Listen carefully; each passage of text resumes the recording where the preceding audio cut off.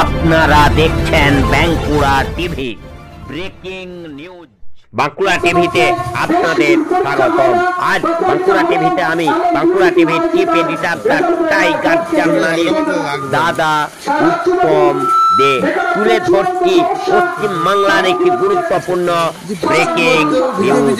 ঝড় বৃষ্টিকে উপেক্ষা করেই বামপন্থী ছাত্র যুব মহিলা সংগঠনের পথসভা 20 এপ্রিল বামপন্থী শ্রমিক কৃষক ক্ষেত মজুর ও ভর্তি সংগঠনগুলির আহ্বানে ব্রিগেড সমাবেশকে সফল করতে এবং এসএসসি দুর্নীতির প্রতিবাদে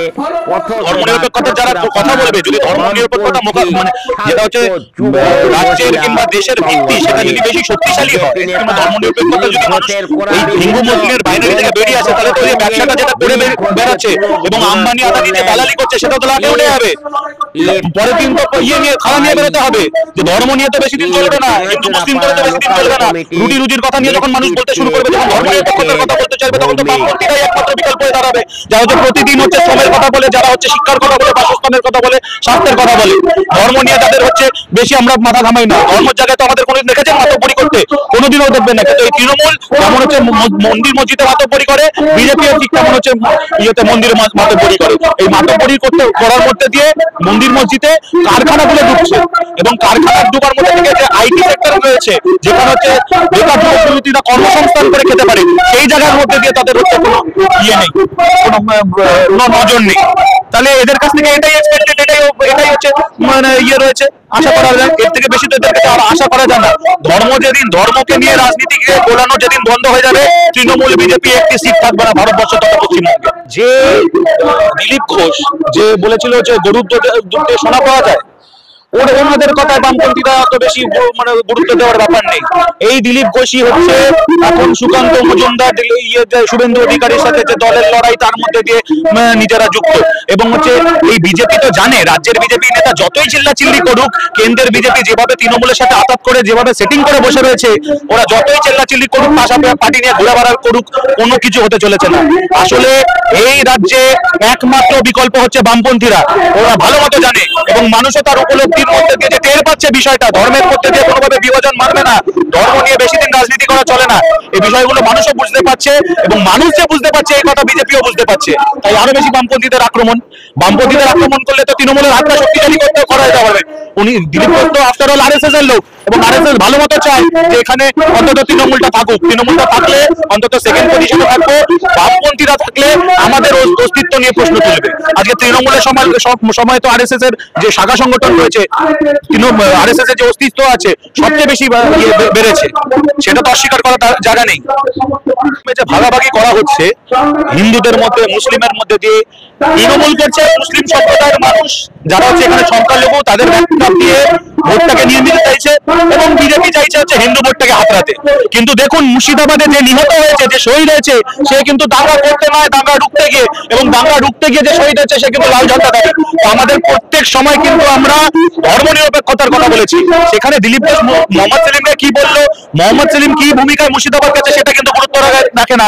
মোহাম্মদ সেলিম, মীনাক্ষী মুখার্জি যারা গেছিল, ওখানে গিয়ে আমাদের শহীদ পরিবারের গুলোর পাশে দাঁড়িয়েছিল কিসের জন্য? যে ওইখানে দাঁড়িয়ে রবীন্দ্র নজরুলের কথা বলতে, যে এটা এই জায়গায় দাঁড়িয়ে বাংলায় যেটা হচ্ছে ধর্মনিরপেক্ষতার ভিত্তি, বাঙালির যে সামাজিক স্তর তার অন্যতম ভিত্তি, সেগুলোর কথা বলতে। এবং সেখানে কিন্তু মনে রাখতে হবে যে দাঙ্গা করতে গিয়ে কেউ শহীদ হয়নি, যে বামপন্থী কমরেড আমাদের শহীদ হয়েছে, সে দাঙ্গা ঢুকতে গিয়ে হয়েছিল। এটাই হচ্ছে তৃণমূলের বিজেপির সাথে সিপিএম এর তফাৎ।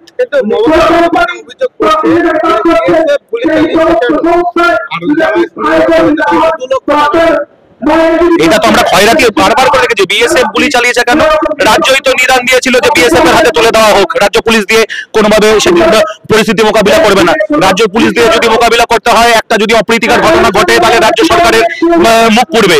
কেন্দ্রীয় সরকারের যদি বিএসএফ থাকে, তাহলে আস্তে করে বিজেপির নামে চালিয়ে দিতে পারবে, বিজেপিও সেটা নিয়ে একটু নাচানাচি করে নেবে। তো এইটাই হচ্ছে চলছে। আর এই যে খয়রাতি দান চাইছে, যে বলছে 10 লাখ টাকা, এটা তো আমরা দেখেছি। উনি তো বলেছিলেন বিধানসভার মধ্যে দাঁড়িয়ে যে শরীর থাকলে যেমন জ্বর হয় তেমন ধর্ষণ হয়, এবং ধর্ষণের জন্য একটা টাকা বেঁধে দিয়েছিল। এই কিছুদিন আগে যে ঘটনা গেল, অবহেলার ঘটনা, যার জন্য হচ্ছে উত্তাল হয়েছিল শিলিগুড়ি থেকে কাকদ্বীপ। সেখানে রাজনৈতিক স্তর, অরাজনৈতিক স্তর সব জায়গায় জাগ্রত হয়েছিল যে এরকম ঘটনা ঘটতে পারে না। সেখানে একটি রাজ্যের যে সরকারি প্রধান রয়েছে, প্রশাসনিক প্রধান রয়েছে, তিনি বলছেন যে 10 লক্ষ টাকা দিয়ে দেবো। এই 10 লক্ষ টাকার মধ্যে দিয়ে যে ধর্ষণ এবং একটি মায়ের যে সন্তান হারিয়েছে, খুন হয়েছে, তার যে একটা দাম বেঁধে দিতে পারে, তা সে তো আগামী দিনে আরো অন্য কিছুই করতে পারে। তার কাছে এইটা কোনো আনএক্সপেক্টেড কোনো কিছু না।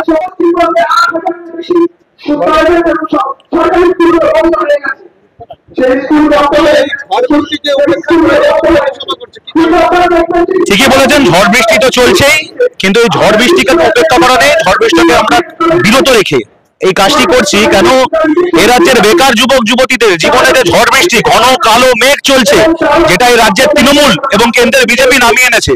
কিভাবে নামিয়েছে? কেন্দ্রের বিজেপি হচ্ছে ধর্মের মধ্যে দিয়ে মানুষকে বিভাজিত করেছে, এবং বিভাজিত করার মধ্যে দিয়ে যে হক রুটি রুজির দাবিগুলো, সেগুলোকে ভুলিয়ে দিতে চাইছে। এবং রাজ্যের যে তৃণমূল, তারা হচ্ছে গোটাটাকে চুরি দুর্নীতির মধ্যে ঘাটে তুলে দিয়েছে। তার মধ্যে কি হচ্ছে যে এসএসসির দুর্নীতি, বিভিন্ন নিয়োগ দুর্নীতি, এবং হচ্ছে তাদের যে ভবিষ্যতে সামাজিক সুরক্ষা, সেগুলো বলে আর কিছু থাকছে না। সেগুলোর বিষয়ে তাদের নতুন প্রজন্মকে আরো বেশি জাগ্রত করার জন্য, আরো বেশি তার মধ্যে দিয়ে নির্যাস এবং অভিমুখ বলে দিতে আগামী 20 এপ্রিল আমাদের শ্রমজীবী সংগঠনগুলোর ডাকে হচ্ছে ব্রিগেড সমাবেশ। মেনলি হচ্ছে কেন্দ্রীয় ট্রেড ইউনিয়ন, কৃষক সভা, ক্ষেত মজুর ইউনিয়ন, বস্তি উন্নয়ন সমিতি, এদের ডাকে হচ্ছে ব্রিগেড সমাবেশ। কিন্তু এর মধ্যে দাঁড়িয়ে থেকে এই রাজ্যের পরিস্থিতি তথা দেশের পরিস্থিতি, যেইভাবে একটি কালো মেঘ, যেমন আজকে বৃষ্টি মেঘের ঝড় বৃষ্টির সময় আপনি দেখতে পাচ্ছেন, এরকম একটি সামাজিক কালো মেঘের চাদর কিন্তু পুরো সমাজের মধ্যে উপর চলে গেছে, যেটা হচ্ছে রাষ্ট্রের মদতের মধ্যে দিয়ে। সেই রাষ্ট্রের যে কালো মেঘ, সেগুলোকে কাটানোর জন্য আমরা ছাত্র সংগঠন, যুব সংগঠন, মহিলা সংগঠন এবং সমস্ত স্তরের বামপন্থী সংগঠনরা আগামী দিনে 20 এপ্রিল ব্রিগেডের সমাবেশে সমস্ত স্তরের মানুষদের, সমস্ত মহল্লায় আমরা গিয়ে বলছি, এই যে ব্রিগেড সমাবেশ শুধুমাত্র কয়েকটি সংগঠনের ডাকা ব্রিগেড না। এই ব্রিগেড সমাবেশ হচ্ছে আগামী দিনে আপনি ভালো মতো থাকবেন কিনা, আগামী দিনে আপনার জীবন জীবিকার সুরক্ষা ঠিকঠাক থাকবে কিনা, আগামী দিনে আপনার ছেলেমেয়েরা পড়াশোনা করছে একটা সুনিশ্চিত ভবিষ্যৎ করতে পারবে কিনা, সেই দাবিতে হচ্ছে ব্রিগেড সমাবেশ।